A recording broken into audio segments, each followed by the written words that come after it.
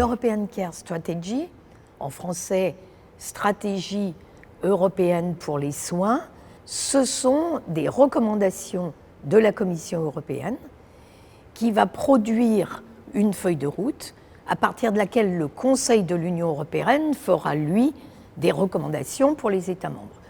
Autant dire que dans ce dispositif, le Parlement européen n'est pas sollicité, mais nous avons pris l'initiative d'écrire précisément un rapport d'initiative dans lequel nous souhaitons étendre le champ de la proposition.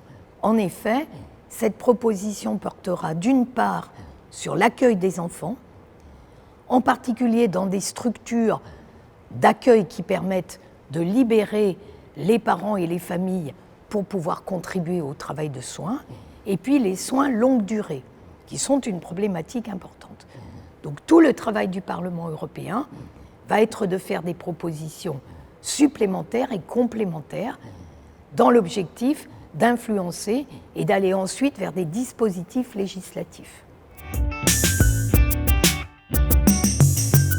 Ces recommandations, nous avons pris l'habitude de les classer en recommandations pour les soignants. C'est toute la problématique de la restauration de l'attractivité de la profession, de la restauration du sens, de la prise en compte de la santé mentale, c'est-à-dire pas seulement la revalorisation salariale, mais vraiment l'amélioration des conditions de travail. Ce sont également des recommandations pour les aidants informels, ces personnes qui accompagnent bénévolement leur papa, leur conjoint, leur enfant, qui ne bénéficient d'aucun statut et a fortiori d'aucun soutien financier. Pour cela, nous demandons une forme de reconnaissance, idéalement financière, et un accompagnement à des formations et à des coopérations avec les soignants. Nous avons bien sûr souhaité un volet sur l'enfant, puisque c'était important et que c'était une des priorités de la Commission. Donc l'Union européenne porte une garantie pour l'enfance, dans laquelle il y a beaucoup de préconisations, parmi lesquelles l'accompagnement au handicap, l'accompagnement à la scolarité, etc. Et puis pour tous les soins, pas seulement sur des populations spécifiques, nous avons fait des propositions pour lutter contre les pénuries de main-d'œuvre et donc les déserts médicaux, pour accompagner le maintien à domicile et le maintien de l'autonomie, pour lutter contre les problèmes de santé mentale qui ont beaucoup émergé pendant la pandémie, et puis, chose importante, pour lutter contre les inégalités femmes-hommes, qui sont particulièrement importantes dans les métiers du soin, puisque les femmes sont les plus présentes dans les métiers du soin, mais toujours les moins bien valorisées. Donc toutes ces propositions s'inscrivent dans une dimension européenne pour laquelle nous avons besoin de mobiliser et d'arriver à convaincre de l'utilité.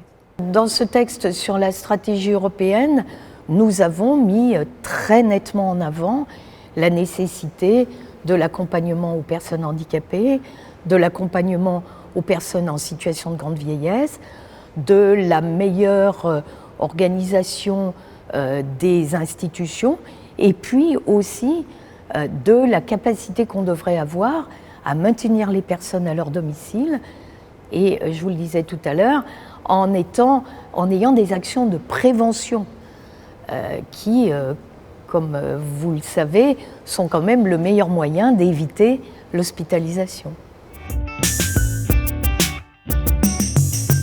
Les enjeux de main-d'œuvre sont liés à une désaffection de la profession, qui est liée à des rémunérations insuffisantes, mais qui est aussi liée à une forme de perte de sens qu'on ressent, en tout cas dans nos hôpitaux et je pense aussi dans le médico-social, liée à des problèmes de santé mentale, de charge de travail insupportable pour les soignants, liée aussi à la nécessité d'évoluer vers la santé numérique. Et par ailleurs, ce que je voudrais dire, c'est qu'à l'échelle européenne, les problématiques de pénurie de main-d'œuvre de la France ne sont pas aussi importantes, on va dire, que dans des pays comme la Roumanie, où non seulement les gouvernements forment des médecins et des soignants, mais en plus, ces médecins et ces soignants viennent travailler dans des pays où le salaire est meilleur. Donc il y a des dimensions importantes. nous essayons de donner les pistes de ce que pourrait être cette lutte contre les pénuries de main-d'œuvre. Il y a eu beaucoup de choses faites en France. Le Ségur de la santé en est une. Nous pensons qu'il est important de revaloriser sur le plan salarial, mais que, par exemple, prendre en compte la dimension du vieillissement de la population, prendre en compte une certaine forme d'hospitalocentrisme qui conduit beaucoup les malades à l'hôpital et dans les institutions, au lieu d'essayer de restaurer l'autonomie à domicile. Et puis une dimension qui m'est chère aussi, c'est celle de la prévention. Dans la prise en charge de la grande vieillesse, par exemple, prévention des chutes. Cette stratégie n'aura d'impact positif que s'il y a une volonté politique. La volonté politique, c'est celle des représentants des citoyens qui portent la parole des citoyens, c'est aussi la volonté des décideurs. Ce que je note au niveau de l'Union européenne, pour avoir rencontré quelques ministres de la santé d'autres pays, pas plus tard qu'hier des Pays-Bas, c'est que les ministres de la santé, qui se réunissent régulièrement au sein du Conseil, ont une volonté de converger sur des indicateurs communs, sur des objectifs communs. Ça ne sera pas des lois, et c'est peut-être mieux, ça sera éventuellement ce qu'on appelle une directive cadre pour les soins, qui donnera de grandes lignes. Ce sera surtout la nécessité absolue qu'ils ont de s'organiser face à un problème qui est présent dans tous les pays européens, mais comme je vous l'ai dit, à des niveaux différents. Cette stratégie, comme je vous l'ai dit, n'a pas valeur de texte contraignant. Elle consistera en des recommandations du Conseil. Ça veut dire que les 27 États membres auront été capables justement de se mettre d'accord sur des objectifs. Ce qui pourrait être un pas de plus, ce serait ce qu'on appelle une directive cadre, c'est-à-dire une meilleure formalisation de ces objectifs, de ces indicateurs, peut-être de leur évaluation. Tant que l'Union européenne n'aura pas de compétences en matière de santé, ni a fortiori de soins, ce qui est probablement une bonne chose, ce sont quand même les États membres qui devront chacun avancer.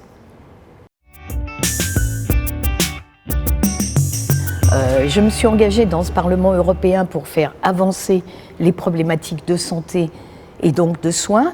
Nous savons très bien que les soins ne sont pas de la compétence de l'Union européenne, mais nous avons bien vu, par exemple, pendant la crise du Covid, que lorsque l'Union européenne se coordonne autour d'une problématique commune et cherche la cohérence, elle la trouve.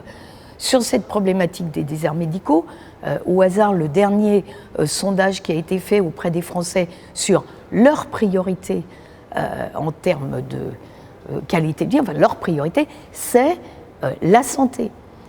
Et ça se traduit par je ne peux plus avoir un rendez-vous chez le dermato, chez l'ophtalmo, quand ce n'est pas chez le médecin généraliste. Donc il y a un constat qui est le même. Et la volonté politique devrait suivre parce que c'est une question de survie pour une société que d'avoir un système de soins qui fonctionne. Ça implique des engagements financiers, mais pas que. Alors dans une vision ambitieuse de la santé à l'échelle européenne, nous imaginons que cette European Care Strategy, stratégie européenne pour les soins, devienne un Care Deal, de la même façon que le Green Deal est l'ambition européenne pour la transition écologique. C'est certainement très ambitieux, encore une fois, compte tenu des compétences de l'Union européenne, mais je trouve que le terme traduit bien la nécessité d'aborder la santé dans toutes ses dimensions et dans une vision globale.